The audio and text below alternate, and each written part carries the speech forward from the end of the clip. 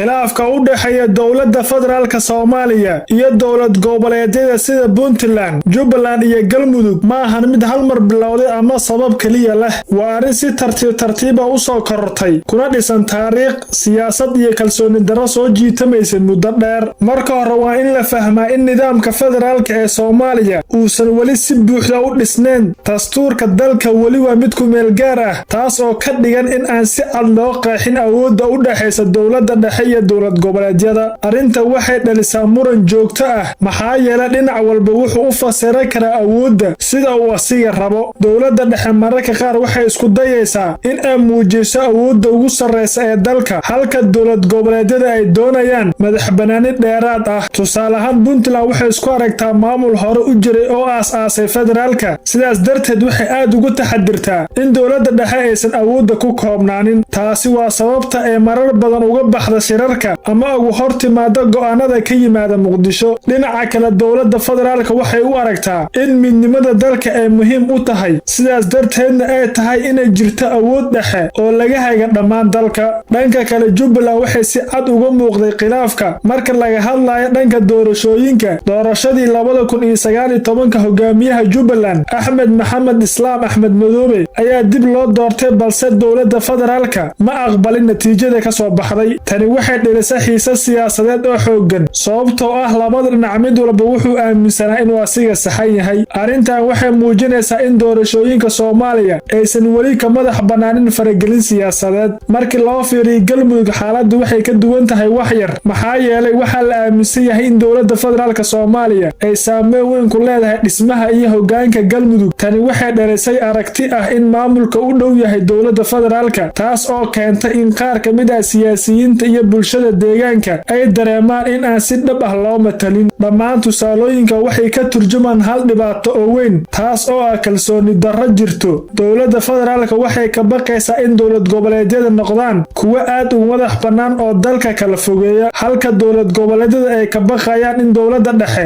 ay dib ugu noqoto nidaamkii hore ee awoodda lagu aruurin jiray Muqdisho. Labada dhinac mid walba wuxuu ka shakisan yahay dhanka kale, taas oo adkeynaysa wada shaqaynta labada dhinac. Waxaa kale oo arrin sii adkeynaysa saameynta qabiilka iyo siyaasadda gudaha, halkaas oo marar badan go'aamada lagu saleeyo dana gaar ah halkii laga eegi lahay danta guud ee dalka. Intaa waxaa dheer, faragelinta dibadda iyo taageeridda dhinacyada kala duwan ay ka helaan dalal shisheeye waxay sii kordhin kartaa kala shakiga iyo taariikhda Soomaalinimada. Markii la soo koobo, khilaafka Soomaaliya ma ahan mid ka dhashay nidaamka federaalka oo keliya, balse wuxuu ka yimid nidaam awli la dhammaystirin, kalsooni darro qoto dheer iyo siyaasado aan si buuxda u bisleen. Taasi waa sababta dalal kale ee federaalka ugu shaqeeyaan si degan oo muran lahayn, halka Soomaaliya ay weli la daaladhacayso isfahan la'aan iyo muran joogto ah. Marka aad si dhex gasho arrinta, waxaad arkaysaa in khilaafka u dhaxeeya dowladda federaalka iyo dowlad goboleedyada uusan ku ekayn siyaasadda oo keliya, balse uu taabanayo dhinacyo kale oo aad muhiim u ah sida dhaqaalaha, amniga iyo xitaa jiritaanka dowladnimada lafteeda. Arrinta aad u weyn ee khilaafka sii horseedi karta dalka waxaa ka mid ah Soomaaliya waxay leedahay la dhaqaale oo muhiim ah sida dekedaha,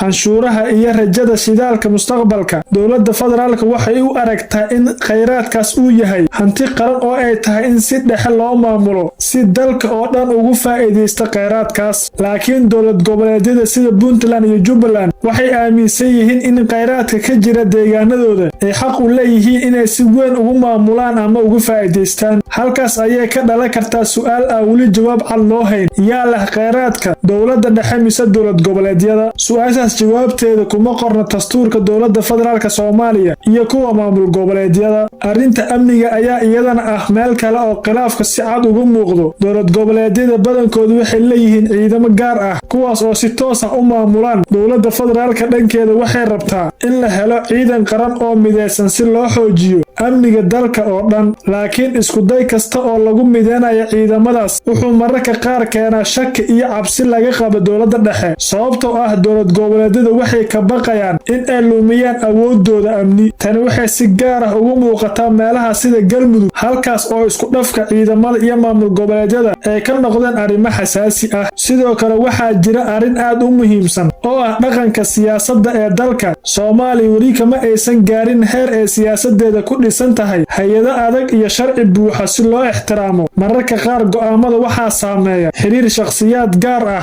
qabiil ama dana gaar ah halkii laga eegi lahay danta guud ee qaranka. tani waxay keentaa in khilaaf kasta uu si degdega u sii fido oo uusan helin xal degdeg ah marka la barbar dhiga dalalka kale ee federaalka qaatay. farqiga ugu weyn waa kalsoonida iyo nidaamka. dalal badan waxay soo mareen waqti dheer oo ay ku dhiseen hay-ado xooggan, maxkamado madax bannaan iyo sharciyo cad oo qeexaya awoodda maamul goboleedyada iyo dowladda dhexe. soomaaliya dhinaceeda weli waxay ku jirtaa marxalad dhisma, taas oo ka dhigaysa in khilaaf kasta uu noqdo mid weyn oo saameyn ballaaran ku yeesha. waxaa intaas dheer mararka qaarkood dowlad goboleedyada waxay yeeshaan xiriir toos ah oo ay la sameeyaan dalal shisheeye iyagoo aan mar walba la tashan dowladda dhexe. dowladda federaalka waxay u aragtaa arrintaas mid dhaawacaysa midnimada dalka, halka dowlad goboleedyada ay u arkaan fursad ay ku heli karaan taageero dhaqaale iyo mid siyaasadeed. tani waxay sii kordhi kartaa kala shakiga labada dhinac. ugu dambeyn, waxa ugu weyn ee la dhihi karo waa in khilaafkan uu yahay